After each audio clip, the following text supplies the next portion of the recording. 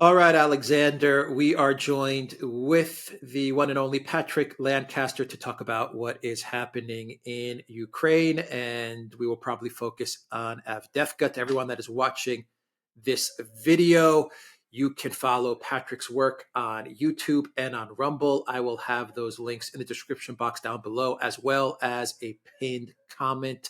Definitely follow Patrick and all the great work that he is doing in the region. Alexander, let's talk with Patrick about what is going on in Ukraine and what is happening in Avdeyevka. Indeed, let us indeed, because of course Patrick is there. Patrick is on site, and I believe you've just been to Avdeyevka, Patrick. Is that correct? And of course, you know this area really well. Yeah. Well, let me start by saying definitely appreciate you guys having me as usual. It's a pleasure to be here, and I appreciate the help getting the word out to the world what's really happening here. Now, I just literally moments ago came back from near Avdeyevka, not actually in the city itself, but a refugee center that has been set up by Russian forces to assist the refugees coming from Avdeyevka, the ones that were still in the city during the whole battle. And I literally just spoke to several of them who just an hour before were in the city itself, which is actually starting to heat up a bit more. For the first few days after Russia took control, it got a little bit quiet, as I understand, in the city itself because Ukraine was retreating. But now the information I'm getting is Ukraine's kind of stopped retreating there and firing back at the city with pretty good amounts of ammunition. That's what the refugees told me. So I spoke to many of those about the situation in Avdeyevka, and of course I've been covering the events this week here in Donetsk.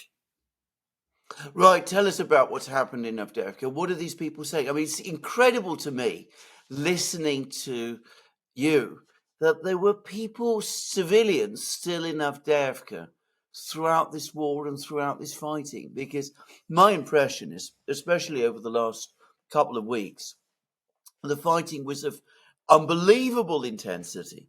And we had the day before yesterday, the Russian defense minister, Shoigu, saying that the Russians were carrying out around 460 bomb strikes, airstrikes on Avdeyevka a day, which seems again, an incredible number in a relatively small space. So what are these people saying about that? How do they describe it? How do they feel about the way the battle happened? Well, they said the battle was just hell, as they put it.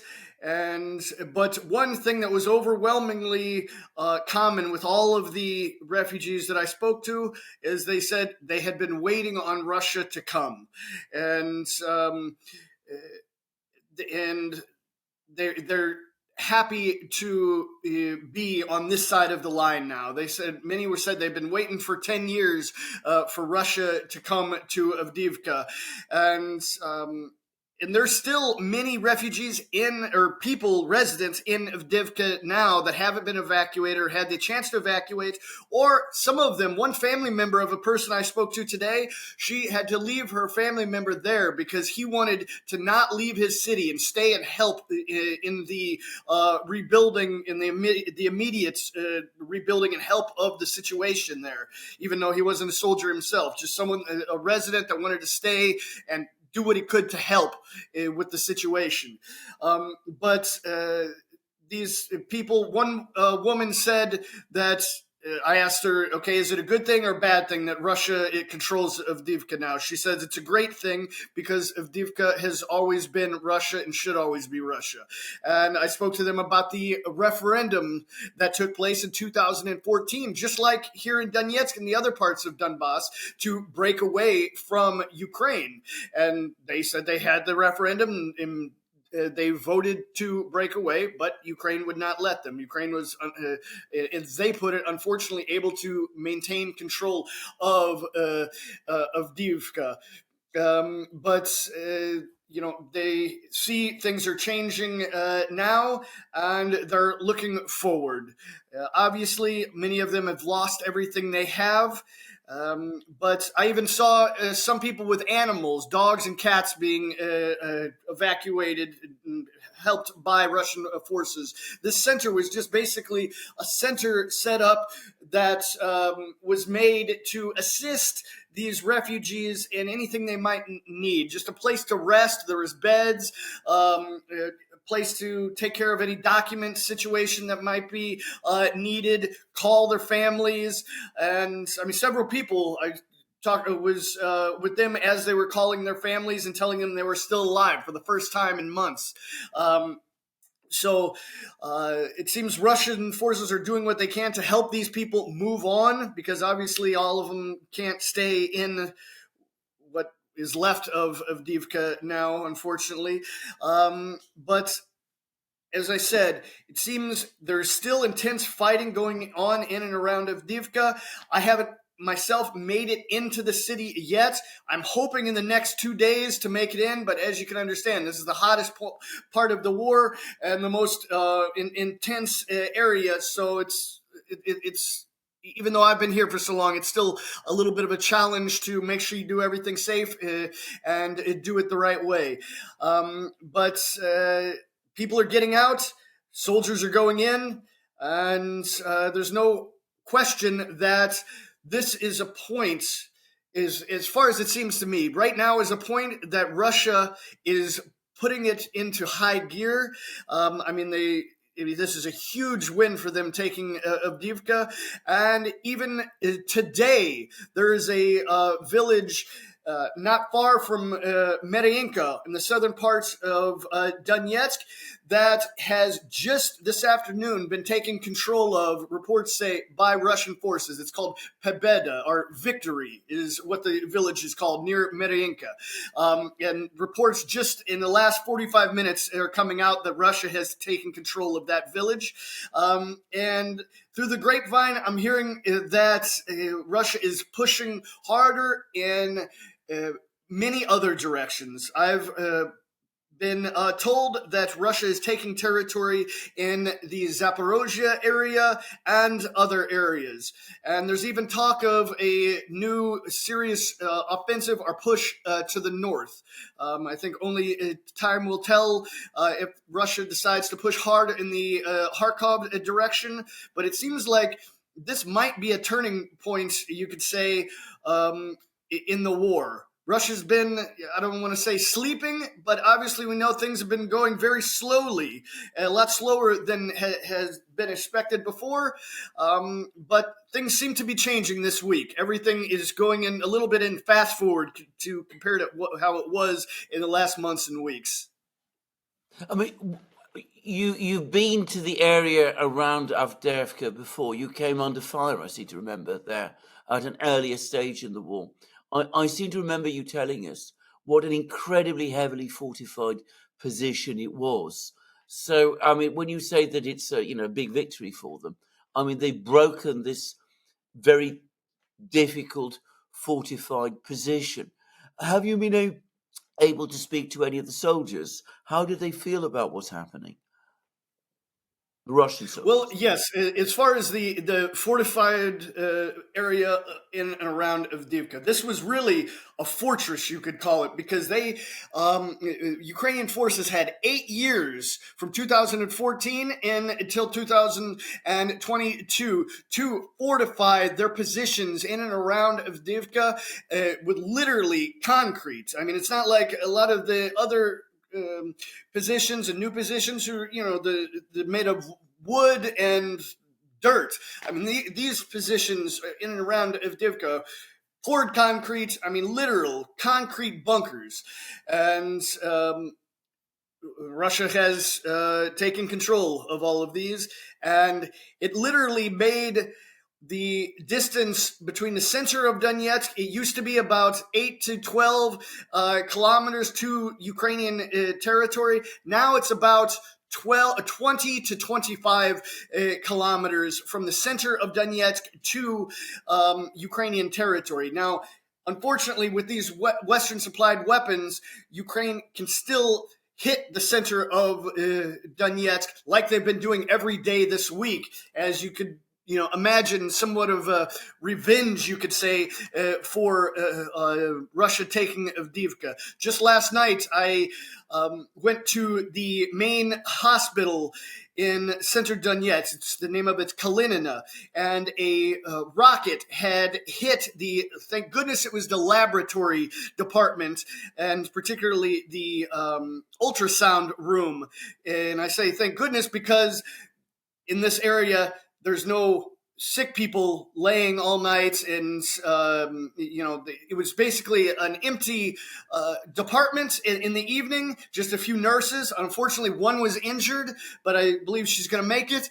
And no other people were injured, so that's great. But this rocket purportedly, and as I understand, and what I could observe myself, it seems to be a Czech Republic supplied Vampire rocket. Now, these are 122 millimeters, which are the same as the Soviet-made Grad rockets, but a little bit different, a little heavier, and a longer range, over 40-kilometer range. And that's why they're able to hit the center, because of these Western-supplied weapons. And then just day before yesterday, in the morning, a 155 millimeter Western supplied artillery shell hit a crosswalk in the center of Donetsk. And I was there just after it happened. Unfortunately, it killed 2 people, injured 5.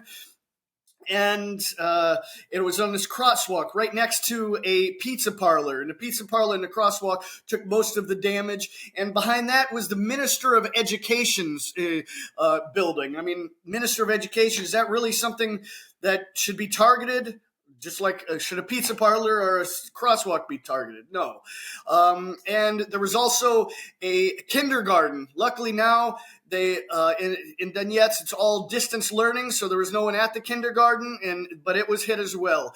And then just as I had come back from filming the crosswalk, where unfortunately the people lost their lives, I just got back to this apartment here, and heard 2 huge explosions. I looked out my window and just saw black smoke rising. So I threw my armor back on and ran to the smoke, and found 2 craters of a HIMARS rockets, United States supplied HIMARS rockets, that hit just on the edges of the building of the city library. I mean, just literally on both sides, missed hitting the building itself by inches. And, HIMARS are very precision. You don't miss it by that much, but there's no question that these were aimed at the city library. And in my report, I filmed through the library, no military around. I mean, these are just civilian targets being hammered by Ukraine using Western supplied weapons. Just Western tax dollars killing and maiming people on the streets of Donetsk, literally on the streets. I filmed a dead woman who was dead on the street right in the middle of a crosswalk because of the U.S. tax dollars that are given to Ukraine to kill the civilians here in Donetsk. I mean, this is absolutely terrible. It's been going on for 8 years now, 9 years, and on May 26th, it'll be 10 years. 10 years. I mean, the thing is, it is savage and brutal, but it also seems somehow pointless. I mean, what does Ukraine think? We discussed this many times. What is Ukraine? Why is Ukraine doing this? It makes very little sense to me from a military. I mean, I can't see any military logic in this at all. I mean, to all intents and purposes, it's a war crime. So why do they do it? Why does the West let them do it? Why does the West go on supplying weapons that enable them to do it? Patrick, I think this is a rhetorical question, because it's the kind of question we can only get an answer to from people like Zelensky and Zaluzhny and Syrskyi and Western leaders. But I mean, it's still a question that always is there for me. I mean, do they want to see these people killed? What is the purpose of killing, especially at this Well, point in the war? I think the better people to answer that question is the locals that live under it, and that's what I asked them. I asked them the same thing. If there's no, because they tell me there's no military targets near here, and I say, okay, if there's no military targets, why is Ukraine firing here? And they say it's to terrorize them and to kill them. They say this whole story of that Ukraine and Kiev gives to the West about trying to protect its people is just not the truth. They just want the land. They don't want the people here. They want the land. This is the words of the locals, not my words. What about the soldiers? I asked him about the soldiers. Were you able to speak to any Russian soldiers, or are they under very strict orders not to talk about this operation? I mean, yeah, there's.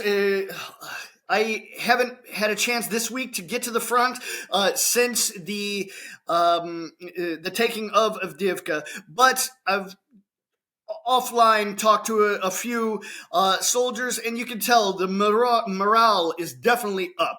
I mean, this is just such a symbolic and strategic win for them with Avdeyevka. I mean, and they view this as a change in the tide, and not even really tide. I mean, Ukraine wasn't winning before, but now it's like they feel like they've been given the go ahead from Putin or Moscow or however you want to say it to move, and that's what it seems to be happening. Is the push is on.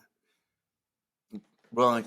And what about, I mean, we're getting all these reports in the West about massive Russian losses in capturing Avdeyevka. Have you heard any sign of that? Are the hospitals in Donetsk city full of injured or dying Russian soldiers?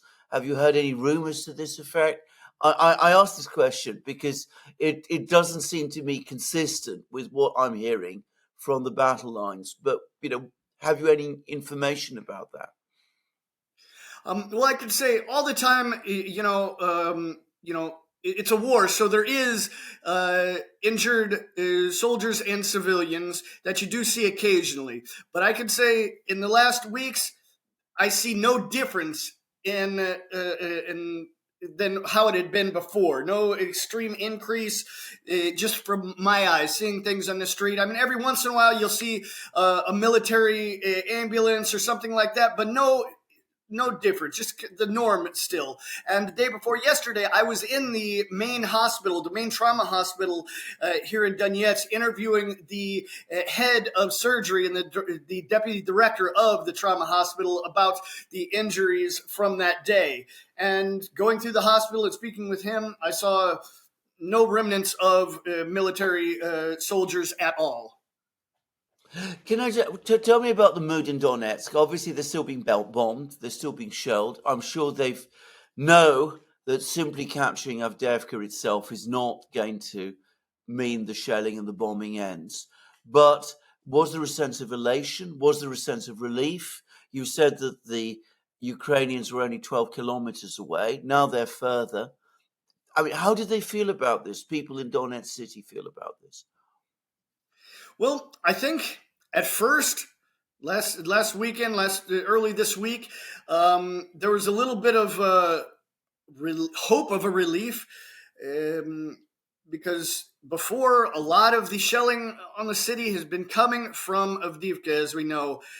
So people were really hoping that would mean the center of Donetsk would not be under shelling anymore. But it seems like Ukraine kind of made it a point to use these longer range weapons just to say, we can still hit you in the center. Don't get too excited. And so I think that kind of brought down a little bit of the morale of the people, and that's what Ukraine wanted to do. So in that sense, they somewhat succeeded.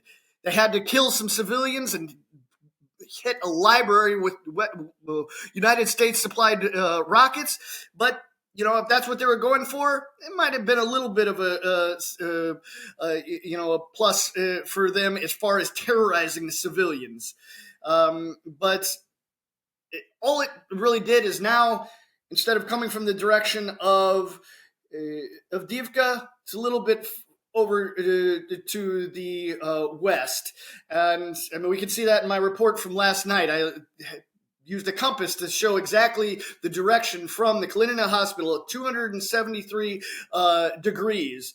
And that's where they're firing from now. And as far as there was one woman that I met at the crosswalk where the people were killed and so many were injured. She said that she wishes she could take up a weapon and fight the Ukrainians herself because they've been living under this for 10 years. How much can they live under? They just want it to be over. They want Ukraine to stop killing their families. What about the civilians from Avdeyevka themselves? I mean, they must have had very, very close contacts with the Ukrainian military who was there around them. I mean, did they discuss at all their interactions with the Ukrainian military? I mean, the Ukrainians are shelling Donetsk city, and at the same time, there are, these people around them. Were people afraid of them? How did the Ukrainians act towards them? Well, I can say all of the people I met, they weren't very positive for the Ukrainian forces. And one particular said that at one point, Ukrainian forces came to a building where people were in the shelter in the basement underneath, counted the people, and then as soon as they left several hours later, something like this, the building was heavily hit with shells, and many people lost their lives. And they blamed it on the Ukrainians for doing that. And another said how they were aware of a situation where Ukrainian forces executed several civilians. Now, this is not my words. This is coming from the people that were at Avdeyevka this morning. And all this will be on my report the next day or so, so people can, watch and, think for themselves what they want to look at and what they don't want to hear. Did they tell you anything about the battle and about what happened at the end? I mean, we're getting all these reports, even the US media is now covering them, that the Ukrainians, that the morale collapsed and that the Ukrainians fled, that it was a disorganized and chaotic retreat from Avdeyevka. Is this, I mean, have you heard the civilians discuss this? Did it look to them like an organized withdrawal or a chaotic one? Or is this something that, as civilians, they're not really in a position to comment about? Well, honestly, they were just. We tried to get it into that more, but they were just they said they were just so scared and hiding, and this is what I've seen. I've been in so many villages, towns, and cities that had just been changed hands. And most of the time, these civilians, they're sitting in a basement somewhere, and then they get a knock on the door, and they're not sure which side it is. And they just have to open the door and hope it's not someone that's going to shoot them. So Patrick, yeah, it's hard for them to tell. You know Donetsk, you know Avdeyevka, you've been to this area as well. I mean, could people in Donetsk city hear the battle? I mean, it's only 12 kilometers away, all these bombs falling, all this shelling. Was it something that people were physically conscious of, that there was this battle going on very near to Donetsk city? The sound of war and shelling never stops in Donetsk. I mean, in the last 24 hours, I've been here, and I don't think 5 minutes have gone by and not heard explosions in the distance. So, I mean, and it's not necessarily just Avdeyevka. I mean, it's sometimes atmospherics are a little bit better, so you even hear it farther. But I mean, there's constant, exchanges here and there. I mean, this week it's been very loud in Donetsk. And I mean, on and off all the time. Right. I mean, Avdeyevka is only one place. Marinka, which we talked about a short time ago, that's also been captured. I believe I'm right in saying that the Russians captured another place called Pesky, about a year and a half ago. So these places near Donetsk city, they're being taken one by one by one. Um, which are the other places near Donetsk city where the shelling comes from and which we need to be aware of?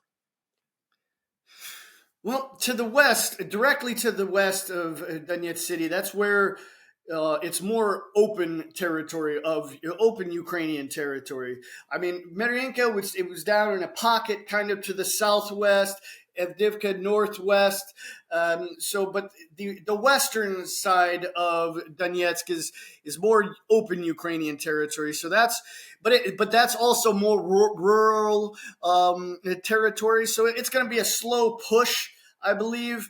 And possibly also they're going to try to close a cauldron, as they call it there as well. But time will tell, how their military tactics play out. But hopefully soon shelling will stop hitting the city of Donetsk. I mean, 2 years ago, almost exactly 2 years ago, Saturday it'll be 2 years since this operation started. I did a small video on my channel thinking that would be the last day that Donetsk was a frontline city, and boy was I wrong, and so was a lot of other people. Yeah, absolutely. But we'll have to see. Time tells. Right. Now, as I said, I mean, we're not trying to second guess, but do you think the Russians will focus principally around Donetsk? I mean, they seem to have a lot of forces concentrated there now. And are people talking about, we're told that the general who was in charge was a man called Mordvichev. Do people talk about him? I mean, what are the feelings about him if they do? No, it's kind of too many steps away from the locals here. I mean, yeah, there's a lot of soldiers around, but I mean, this is really an overall game, a big game, and I mean, I see if this is a moving point or a pushing point or an assault point, things are going to be going across the line, all from Kharkov to Kherson. And then, of course, we've got the election coming very soon. So we're going to have to see how that goes. And also, Ukraine's theme for the last years has been to make a point on holidays, Russian holidays. Now, tomorrow's the Day of the Defender. It almost seems to me like something like a combination of the West, maybe Veterans Day combined with Father's Day. It just something like that mixed together. So unfortunately, I would expect that Ukraine is going to launch a big attack on Donetsk in many different locations tomorrow, as they do every day. But I think that'll be, I hope not. I pray I'm wrong. But I think tomorrow there's going to be some really problems in Donetsk because everybody's off work and many people are going to be barbecuing. It's a tradition. It's almost like the first barbecue of the year for many people here. And then the day after, we've got the 2-year anniversary of the operation. And so the next 2 days might be pretty heavy here in Donetsk. We'll have to see. I'll be here to cover it if it is. Right. And we'll just go from there. I've just one last question, which I was going to ask you about the election. I mean, we're now actually drawing close. I mean, if you follow Putin, he's clearly campaigning. I mean, he's going to Kazan, he's going to all of these places. Any possibility, do you think, that he might come to Donbass? Well, I would think no, but he surprised us before. I mean, I think it was last year he went to Mariupol, just spirit of the moment. So, it's a possibility, but I don't think anybody will know until after it happened, that's for sure. No. Okay. And do you see much sign of the election in Donbass? I mean, election materials being distributed, posters, that kind of thing. Is this something that people are interested in? Everywhere. Yeah, for sure. And They're gearing up for the election here in all of the four regions: Zaporozhye, Kherson, Donetsk, and Lugansk. And of course, I'm going to be here reporting on that. My plan: I'm going to try to hit all four regions, but it's the 3-day election. It's kind of hard to hit all the spots, but I'm going to do my best. I plan on starting in Lugansk and just moving south. But we'll have to see how far I can get. I'll at least get 3 of the 4. That's during the referendum. Before I tried to get all 4, I made 3. So we'll see if I break my record this time. and this will be the first time that they vote in a Russian presidential election for the Russian president. Yes. They've been able to vote in Russian election last year, but this will be the first presidential election. So it's a new stepping stone for the Russian people here. Excellent. And it'll be the first time they'll be able to vote for Putin, assuming that's what they want to do. Yeah, that is the general overall consensus. Yeah. That's my questions, Patrick. Is there anything you want to tell us beyond what I've asked? Just like I said, I'm glad you're helping me show your viewers what's happening here. It's greatly appreciated. And for your viewers, like I say in my reports, do as much as you can to get as much information on this situation here. Don't just watch one side. Watch as many sources as possible. Watch the Ukrainian reports, Western, the Russian. Watch my reports. Don't just watch my reports. Don't just watch your reports, because we can't show everything because we don't know everything. The other sources don't show everything because they can't, or they don't want to show everything. So get a little bit from every side you can and educate yourself. Don't just be led by the mainstream media like sheep. Think for yourself. Indeed. And of course, you can always see my reports on my YouTube channel, Patrick Lancaster News Today, which will be in the description. And let's show the world together what's happening. Absolutely, Patrick Lancaster. Thank you very much. An invaluable reporter from the region itself. Thank you very much, guys. I appreciate being on as usual.